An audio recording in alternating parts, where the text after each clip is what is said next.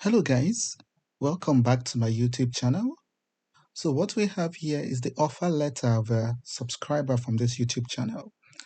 An offer letter from the RMIT University in Australia.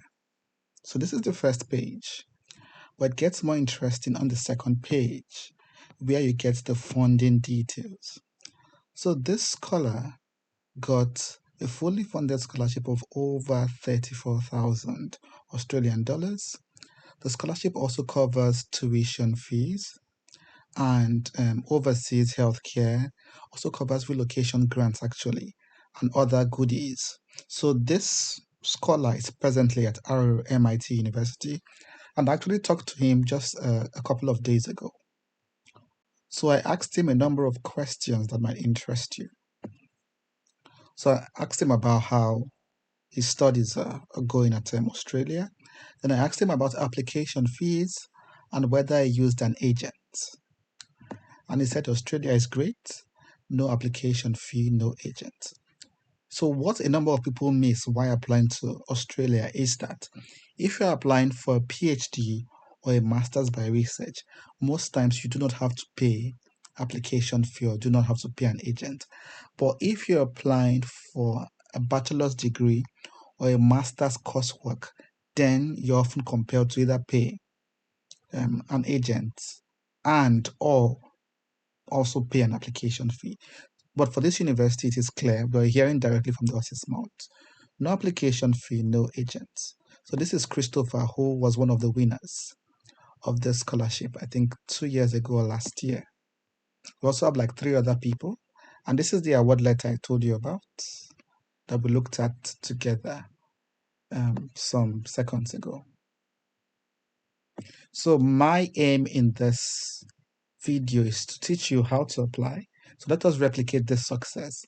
So we're also winning a fully funded scholarship of over 35,000 Australian dollars, and the other goodies including your stipend and everything you need to study successfully. So welcome to my YouTube channel. It is Victor once again. It's another day and we have another scholarship. If you're joining us for the first time, you're welcome, but where have you been? There are hundreds of videos already on this YouTube channel from scholarships from around the world. So look around. I'm sure you'll find something that catches your interest. And if you're a returning viewer, a returning subscriber, thanks for coming back. Thanks for the constant support. And I hope you get a scholarship sooner than later. So let's get into the scholarship. I noticed, by the way, that I was having problems loading the scholarship website. But then it is faster when you use the incognito mode, I think that's what it's called, or the private mode. So here in the private mode, most of the pages opened very fast, and in the other normal windows, it took a while. So probably use the private setting as well, the incognito setting, and you might just get through a little bit easier. So the scholarship is open, as you can see. It's actually open both for international students and domestic students on the 1st of June. Some parts of the scholarship website is yet to be updated. For instance, if you come here, this is the 2015, those who resumed this year, or 2005 rather, page. So those who resumed this year. And you can see that they said it's closed for resumption this year. But it is open for resumption next year. So if you see this page, do not worry, that is now closed. As you can see in the link I'll be sharing with you in the description box, it opened on the 1st of June, and the deadline, you have 2 deadlines in August and then in September. So how do you apply for this? First, you choose one of the programs. There are a number of interesting programs at this university, and it's also a very long list. Hopefully you find something in your area of interest. So these are the different programs. I think you have in different faculties. So these are the different faculties. So you can simply check for your own faculty. And remember, you're applying for either a master's by research or a PhD. If you're applying for a bachelor's or a coursework master's, unfortunately, the scholarship is not for you. So these are the departments or the faculties. Then you check your eligibility. Usually you should have, if you're applying for a master's, you should have a bachelor's already. And usually your bachelor's should have like a project element. So you did like a small dissertation or project for your bachelor's. If you're applying for a PhD, usually you should have a master's. So that's like the general application requirement. But you can always go to your own department and check for exactly what they need. So there's something else, something different about this university. To apply, you also have to identify a project to apply to. So it means that supervisors already at this university have mapped out different kinds of projects. So they already have the research question, they already have lots of background details about the project. They just need a student who would come in and help them carry out the project. So you're applying for different projects, and I'll be showing you the list of the different projects. So you have to look for a project in your area of interest and show that you have the capacity, like you have the interest, you have the ability to carry out that project under the supervision of the experts. So I'll be showing you the projects quickly. So this is the link to the projects, and I've opened it here already. There are over 1,300 projects, and then you can use the filter function to select for your area of interest.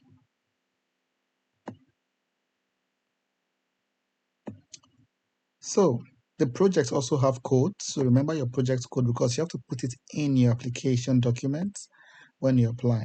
So this one is for financial literacy among migrant or small business entrepreneurs. You should also keep an eye on the professors leading this project. In fact, before you apply, you need to contact them, at least one of them, and say, this is my intention. I'm hoping to study as a master's or PhD student at RMIT University in this particular department. I have found an eligible project I think I qualify for because of my area of interest and my background. And I want to contact you to ask for your supervision, to ask for your tutelage, because these supervisors are the ones in charge of the project. So that is what the guy I told you about did there, Christopher spoke about earlier. So he contacted one of these people, showed them his background, maybe copy of his transcript, copy of his CV, what he has done in the past. And they're like, yes, go ahead and apply. We like your CV. We think you can carry out this project. So please try to contact them. So since their email addresses are not here, you can always copy this name, type RMIT at the back, and then you get their official page and then contact them directly. So these are the things you should be able to do already by now if you're a very smart industrial student. So look at other names here as well. So just Google this name, put RMIT, because there might be multiple people answering these names. So what do you do? Put the name there, put the name of the university as well, and then usually you get their profile page, and then you get their email address and every other thing that you need to submit.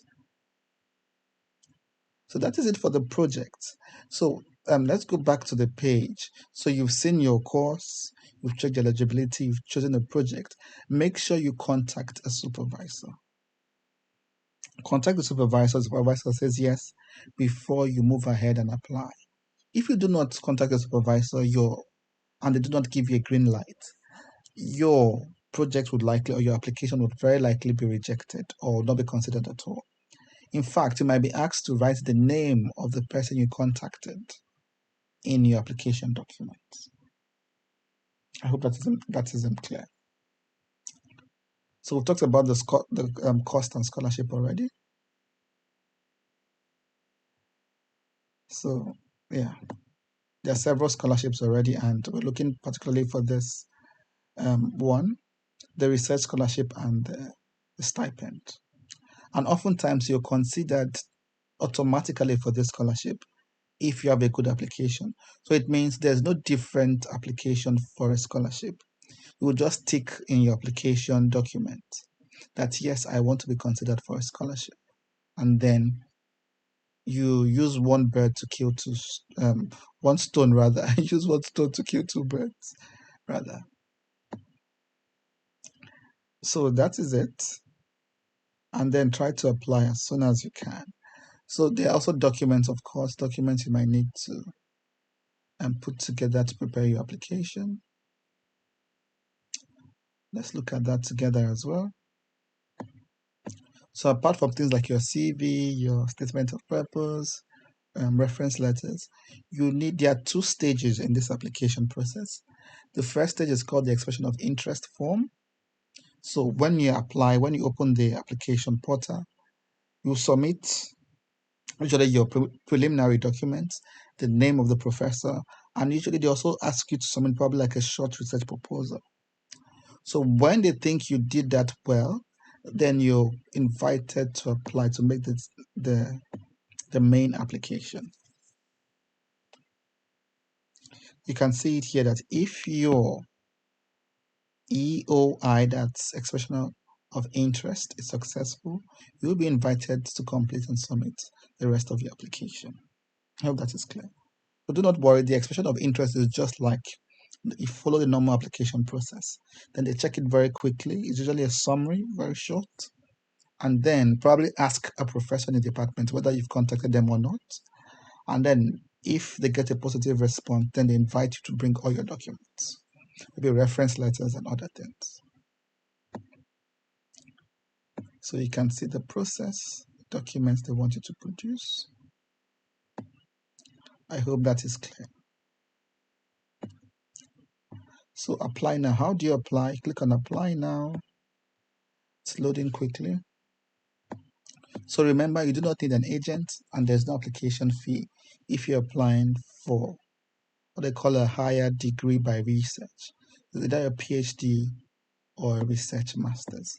So you just log in or actually register and then you apply. Remember, first of all, when you put in the application, it's for the expression of interest.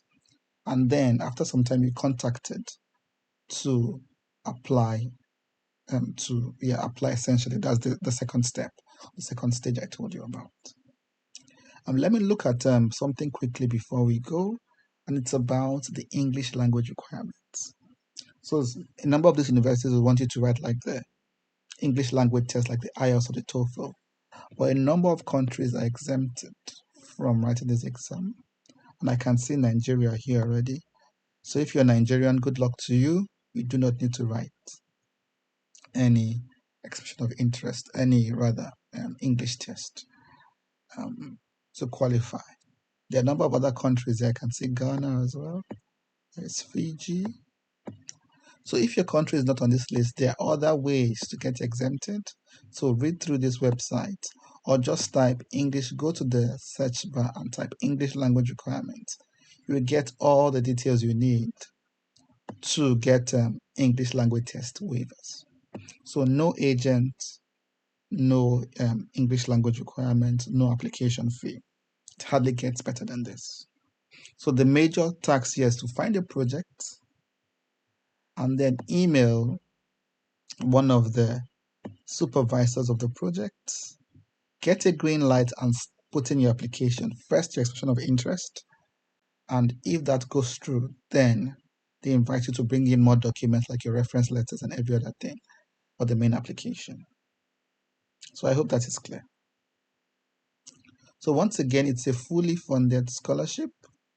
Let's go back and confirm. This is the application, or rather the offer letter that Christopher got last year or 2 years ago. You can see this is real, it is not fake. So if you put in your work as well, you might also be smiling to Australia. The fully funded scholarship of over 34,000. This should have been increased down to I think 35,000. Health insurance, relocation fees, everything covered through and through. And that is it, guys. I hope this was useful. And as usual, I cannot wait to celebrate you. Put your comments in the comment section if you have any questions to ask. And I will see you at the top sooner than later. Bye for now and get to work. Cheers.